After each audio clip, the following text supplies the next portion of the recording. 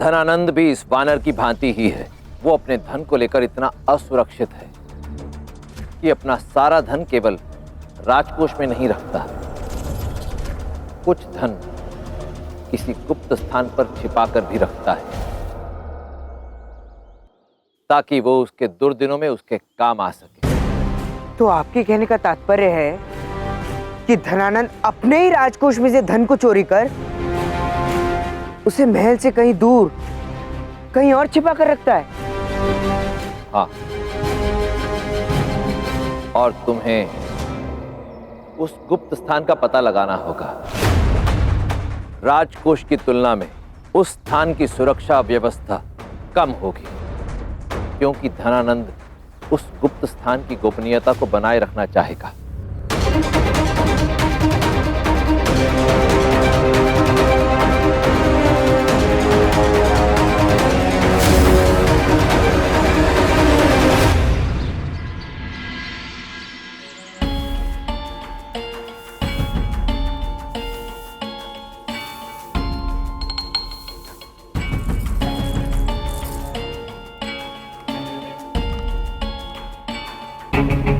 जाओ।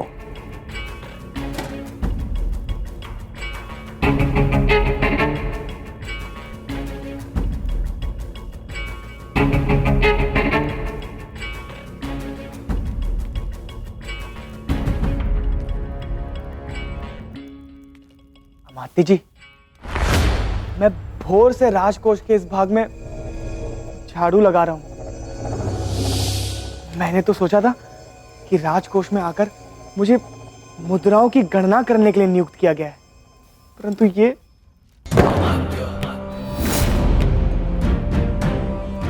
गणना तो दूर की बात है, जब तक तुम पर पूर्ण विश्वास नहीं हो जाता तब तक मैं तुम्हें राजकोष के आसपास भटकने भी नहीं दूंगा। दासों को देख रहे हो? ये वर्षों से राजकोष में काम कर रहे हैं, इन्होंने मेरा विश्वास अर्जित किया है।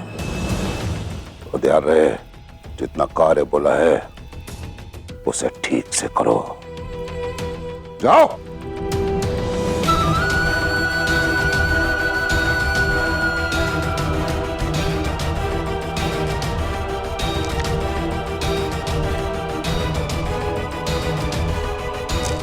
जाओ।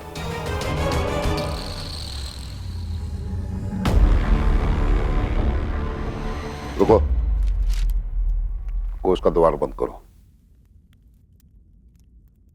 और बाकी सब वहां रख दो। शीघ्र करो। अमात्य ने धन का एक भाग बाहर क्यों रखवा दिया? कहीं ये वही धन तो नहीं जिसके बारे में आचार्य बता रहे थे?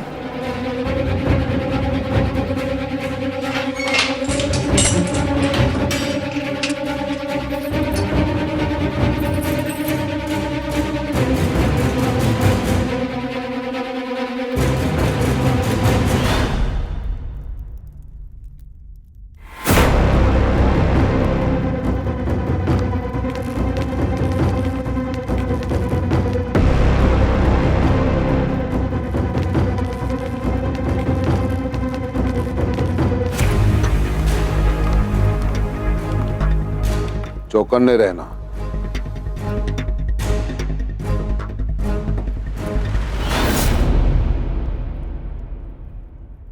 मैंने कहा था काम पे ध्यान दो, झाड़ू लगाओ।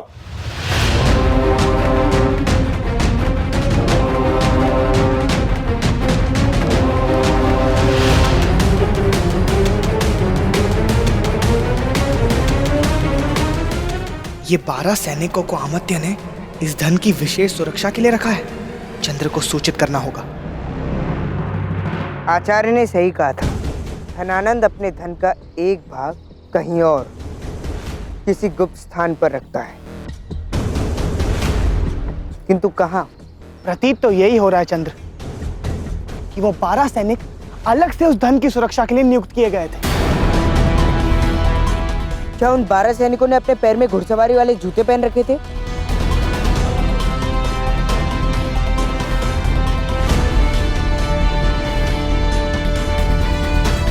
हाँ, उन्होंने घुड़सवारी वाले जूते ही पहने थे। अर्थात वो धन महल से कहीं दूर ले जाया जाएगा, जैसा कि आचार्य को भी संदेह हुआ था।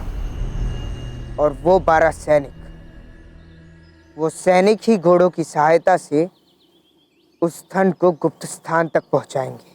तो चलो चलकर उनका पीछा करते हैं। प्रतीक्षा किस बात की है चंद्र? रात होने की,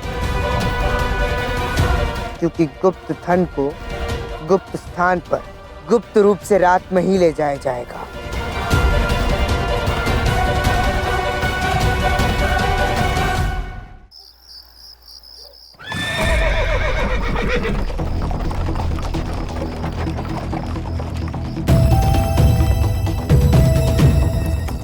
चलो शीघ्र करो।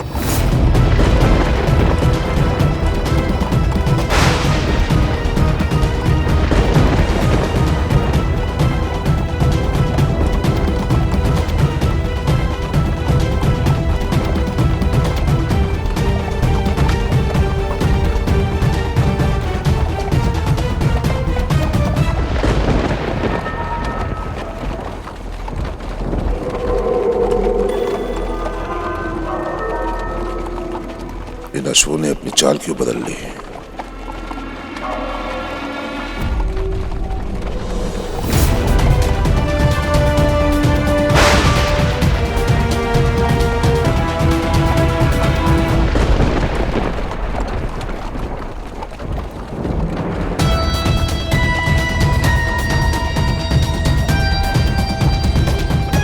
और कितनी दूर है वो गुप्त स्थान जहां धनानंद अपने गुप्त धन को छिपाता है?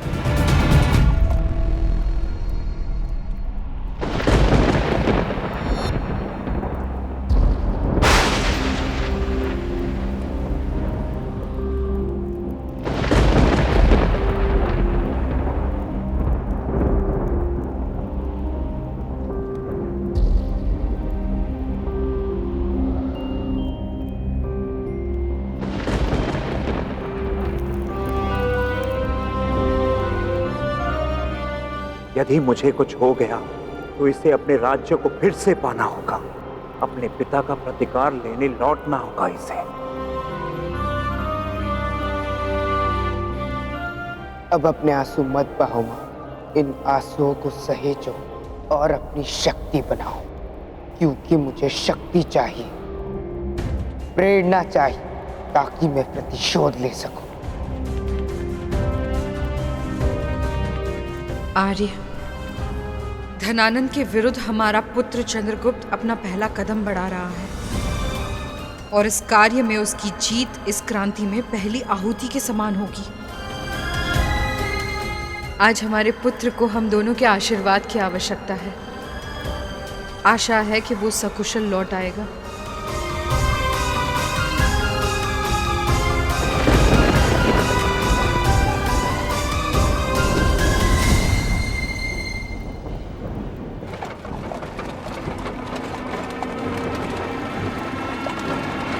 रथ रोको।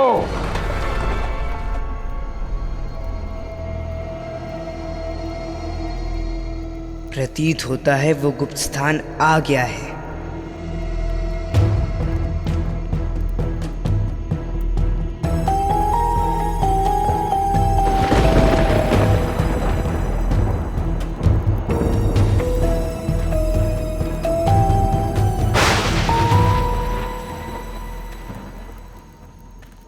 क्या बात है अमात्य जी, आज पहली बार आपने गुप्त स्थान से पहले ही रथ को रोकने का आदेश दे दिया।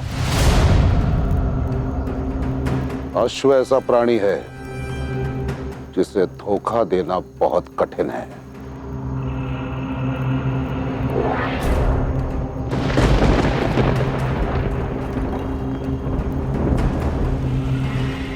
जब हम महल से निकले थे तो अकेले थे, परंतु मार्ग में एक बिन बुलाया अतिथि हमारे साथ आ गया, जो अभी रथ के नीचे छिपकर बैठा है। उसे ऐसा लग रहा है कि हमें इस बात का पता नहीं चलेगा। अश्वों की बदलती चाल ने किसी और की चाल का खुलासा कर दिया। तुम जो कोई भी हो, यदि जीवित रहना चाहते हो इसे क्षण बाहर आओ।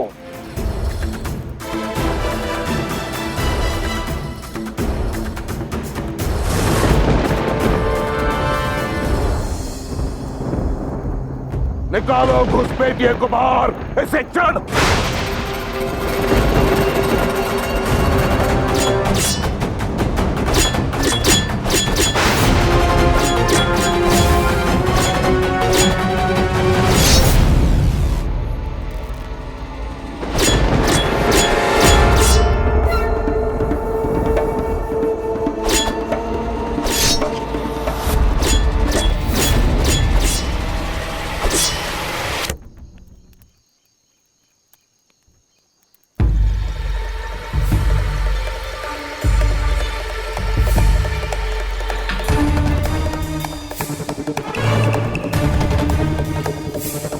अंतिम चेतावनी देता हूं, बाहर आ जाओ।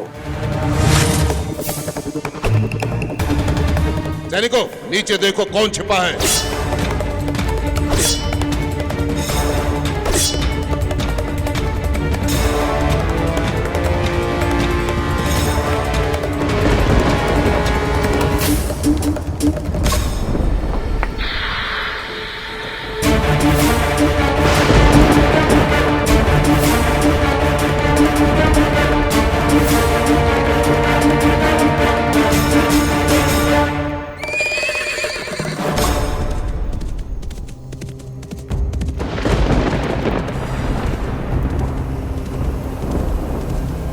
आक्रमण करो, बच के जाने ना पाइए।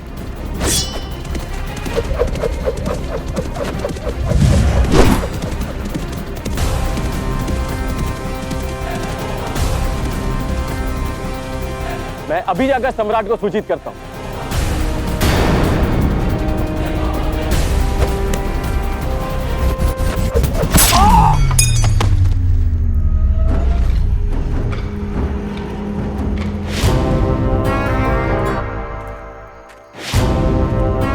इसलिए तुम सैनिक हो और मैं अमात्य, क्योंकि मैं समस्या उत्पन्न होने पर सम्राट को सूचित नहीं करता, उसका निवारण करने के पश्चात सूचित करता हूं। कदाचित अमात्य राक्षस की ये बात तुम्हें सदैव स्मरण रहेगी। स्मरण रहेगी ना?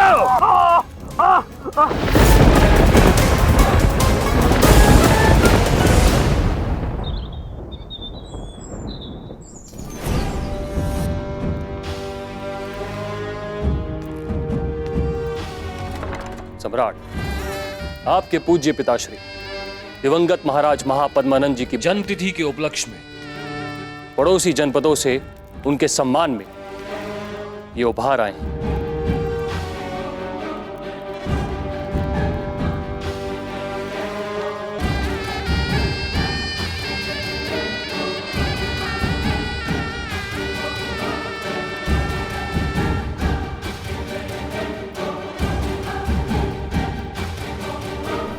किंतु भद्रसाल, मैं तो यहां केवल 9 ही उपहार देख पा रहा, जबकि हमारे पड़ोसी जनपद तो 15 है ना? जी सम्राट, किंतु आप जानते ही हैं कि शेष 6 जनपद क्षत्रिय राजाओं के अधीन है और इसीलिए देखा आपने महामाते, क्षत्रिय मेरा अपमान करने से कभी नहीं चूकते। वन के भयानक अंत के पश्चात भी इन्होंने सीख नहीं ली। कुछ तो करना होगा। हाँ, अब समय आ गया कि इन 6 जनपदों को भी मगध के अधीन कर लिया जाए। ना ना ना, मुझे लगता है प्रतीक्षा करने का कोई लाभ ही नहीं। अब तो पूरे के पूरे 15 जनपदों को मगध की छत्र छाया में ले लेना चाहिए, ताकि फिर कभी कोई क्षत्रिय मेरा अपमान ना कर सके। युद्ध के लिए सेना सज्ज कीजिए महामाते। क्षमा।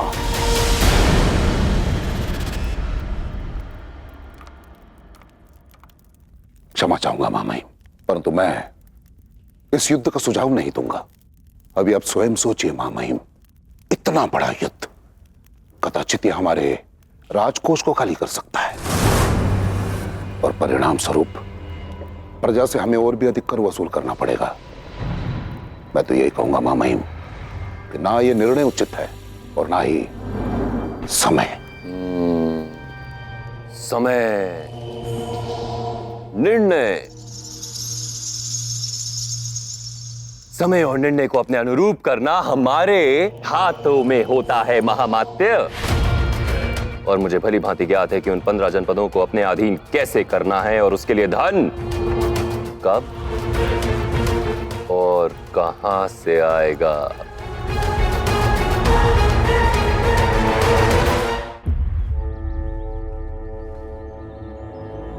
मैं हार गया आचार्य।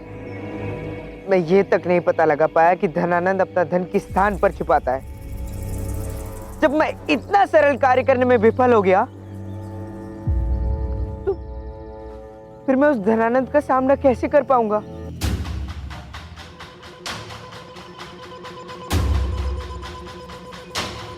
कैसे उसके विरुद्ध अपनी सेना खड़ी कर पाऊंगा? कैसे क्रांति का आरंभ होगा? एक माह में तो ये सब करना मुझे असंभव प्रतीत हो रहा है आचार्य। युद्ध में असफल वो योद्धा नहीं होता चंद्रगुप्त जो लड़कर नीचे गिर जाता है। असफल वो होता है जो नीचे गिरने के पश्चात पुनः उठकर लड़ने का साहस भी खो बैठता है।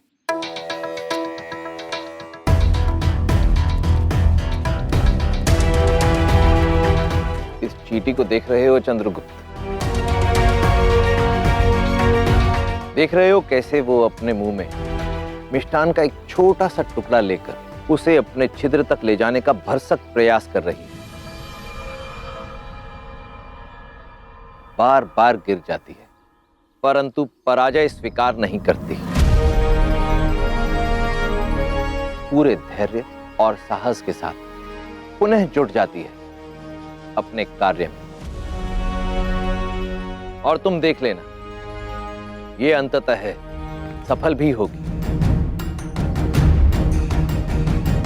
क्योंकि बार बार मिली असफलता ने इसे सफलता के विषय में अनमोल सीख देती है।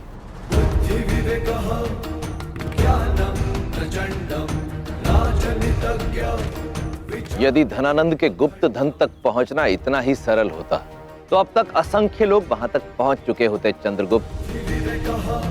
यदि तुम्हें उस धन तक पहुंचना है तो इस चींटी की भांति निरंतर और अथक प्रयास करने होंगे। एड़ी चोटी का बल लगाना होगा।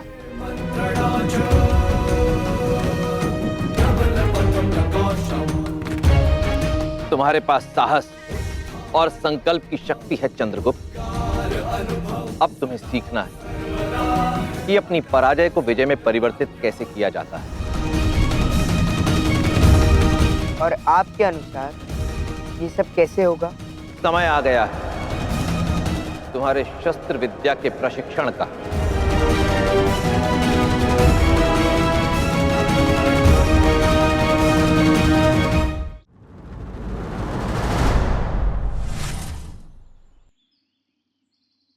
ये धनुष देख रहे हैं आप? प्रत्यंचा इसका एक अत्यंत महत्वपूर्ण भाग होती है, क्योंकि संधान किए हुए बाण को ये प्रत्यंचा ही अपने लक्ष्य तक पहुंचाती है। परंतु बाण अपने लक्ष्य तक पहुंचे इसके लिए प्रत्यंचा को पीछे जाना पड़ता है। इसी प्रकार जीवन में भी जो हमारे नीचे कार्य करते हैं वो लक्ष्य तक पहुंचने में हमारी सहायता तभी कर सकते हैं जब हम स्वयं पीछे हटकर उन्हें आगे आने का अवसर और अपनी प्रतिभा दिखाने दें। परंतु ढील देने के साथ साथ प्रत्यंचा को तना हुआ भी रहना ही पड़ता है, अन्यथा बाण वेग नहीं लेता। जिनसे कार्य करवाना हो उन्हें थोड़ी स्वतंत्रता दो, परंतु साथ साथ थोड़ा कठोर बर्ताव भी आवश्यक। अधिक ढील दी तो लक्ष्य तक नहीं पहुंच सकोगे।